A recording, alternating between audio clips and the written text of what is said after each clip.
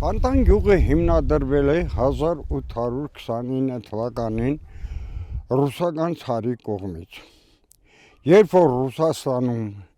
աքսորեր են մալականներին, նրանք Հայաստանում տեղավորվել են Ստեփանավանից մինչև Ֆանտան։ Հենց դրա համար էլ մեր գյուղը կոչվել է Ֆանտան։ Իհարկե սկզբնական շրջանում եղել է Սուխոյ Ֆանտան,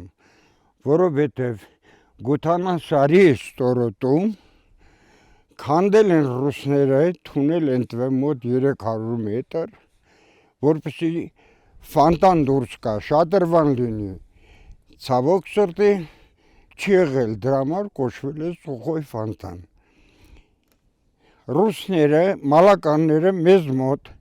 բնակվել են եւ 1921 թվականին, երբ որ ստեղծվել է խորհրդային միությունը, Ֆանտանում եկել են բնակվելու վերին գյուղերից հայերը։ Մեր գյուղը մինչև հայրենական պատերազմը ունեցել է շուրջ 130-140 տնտեսություն։ Հայրենական պատերազմին մասնակցել են 250 անձնավորություն, որից 119 չեն վերադարձել, զոհվել են։ Մեր գյուղը ունեցել է 2 խաչակիր, կարմիր խաչի զինվոր եւ մի փառքի կավալեր։ Նույն տարում տվել է 2 աշխատանքային հերոս, որը մեծ ցուցանիշ է սովետական միության մասշտաբի վերաբերյալ։ Խորհրդային միության տարիներին եղել է այս շրջանի առաջավոր գյուղերից մեկը։ Մեծամասնությունը զբաղվել է անասնապահությամբ եւ հացահատիկային կուլտուրաների մշակման, որի վերաբերյալ գյուղը ցուցաբերել է մեծ արդյունք։ Ունեցել ենք բազմաթիվ խրախուսանքներ պետության կողմից։ Նույնպես հիմա գյուղը զբաղվում է գյուղատնտեսական աշխատանքներով։ Հացահատիկային կուլտուրաները, որ մենք մշակում ենք, խորհրդային միության տարիների համեմատ անկում է ապրում։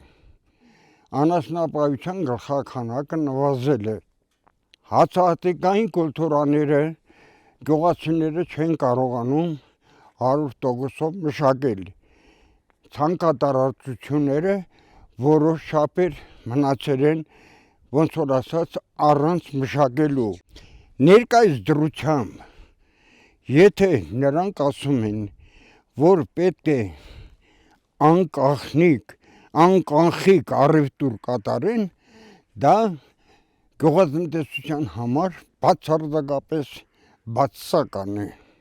որովհետև գարնանային աշխատանքներին ես կանխիկ գումար եմ տալի մեխանիզատորին, որ վարի, կանխիկ գումար եմ տալի, որ ցանի, կանխիկ գումար եմ տալի, որ կուլտիվացիա անի, կանխիկ գումար եմ տալի, որ քաղեն, կանխիկ գումար եմ տալի, որ բերեն։ Ուրեմն իմ թոշակը այն 20%, որ ասում են, դրան չի վերաբերվում։ Գյուղացին այդ հարցում կարելի ասել 5% էլ օգուտ չի ունենում։ Նրանք հանգիստ են ասում։ Այս բանը կլիներ այն ժամանակ մեր պետության համար, եթե յուրաքանչյուր աշխատող այդ գումարը նշեր։ Բայց եթե ես մեխանիզատոր եմ, գումարը նշեմ, իմ հարկերը բարձրնեմ։ Գյուղնախարար չունենք, մեր խոսալու ումն է պետք։ Ենթադրենք ես հիմա ասում եմ, առաջարկում եմ, որ ես ձևի պետք է լինի, բայց որ նախարար չունենք, իմ առաջարկությունը ընդունող չկա։ Մեզ ասում է, որ ասում են նախքին նախարարի տեղակալը այդ հարցերը խոսում է այդ հարցերից, գեղեցիկ չի։ Ուրեմն մեր պետությունը ինչքան աղքատ է, որ մի նախարար չի կարողանում պահել,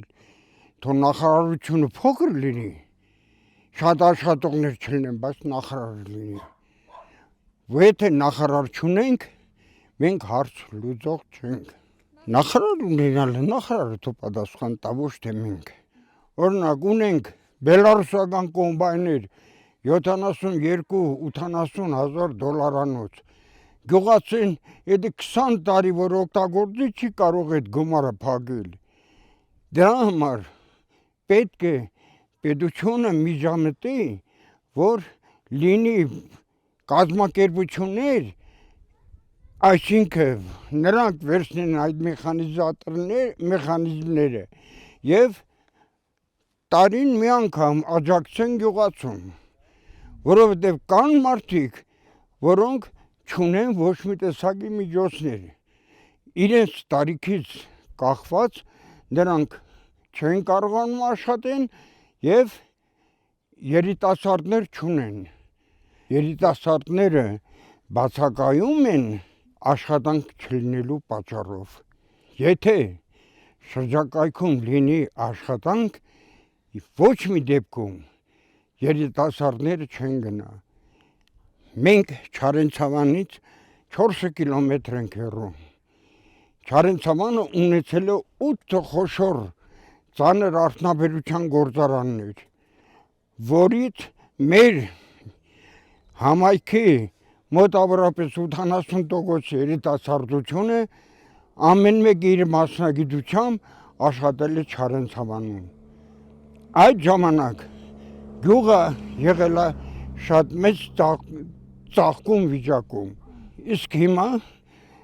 մեզ մոտ, այսինքն բոլոր շրջակա գյուղերում աշխատանքը բացակայում է, քանի որ մեր գյուղը մոտ է Երևանին եւ շինարարությունը գնում է միայն Երևանում, մեր երիտասարդությունը մեծամասնությունը աշխատում է Երևանում։ Մեր կառավարությունը առաջնահերթ պետք է հանրապետության մասշտաբով ստեղծի աշխատանքային տեղեր։ Կան որոշ բաներ, որ մենք ներկրում ենք տարբեր երկրներից, բայց մենք կարող ենք ինքներս արտադրենք ցանկացած տիպի թե տնտեսական ապրանքներ, թե այնպիսի մանր տեխնիկական ապրանքներ, որոնք օգտագործվում է գյուղատնտեսության մեջ եւ այլ տեղեր։ Մենք այնպիսի բաներ ենք բերում դրսից,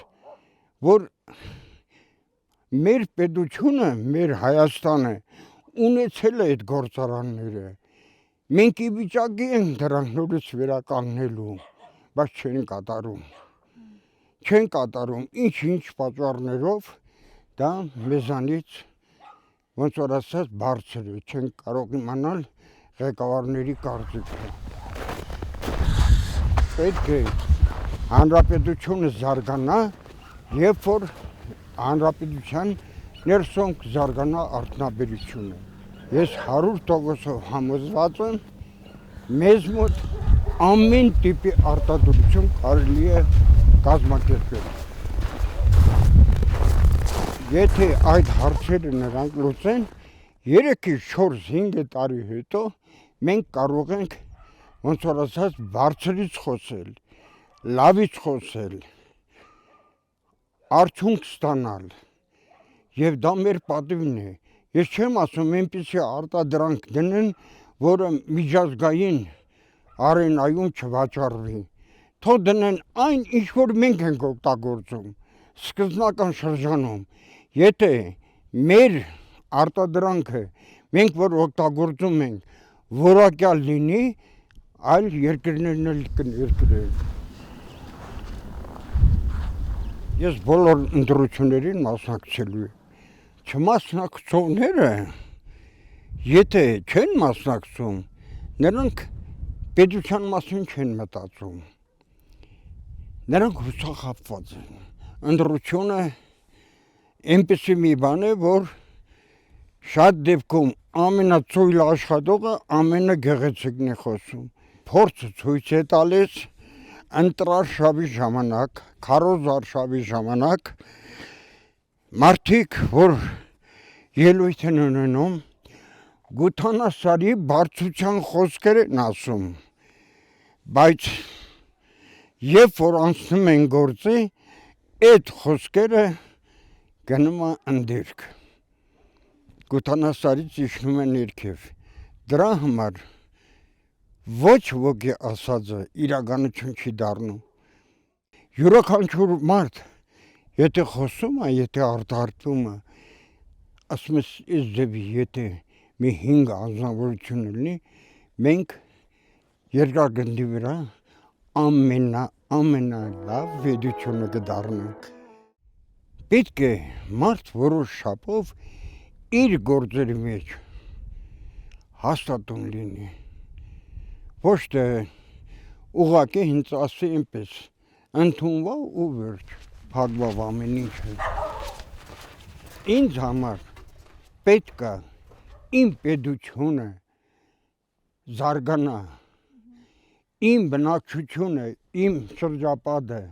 հարստանա, աղքատ մարդ չունենանք, պետք է բոլորը հավասարազոր լինեն։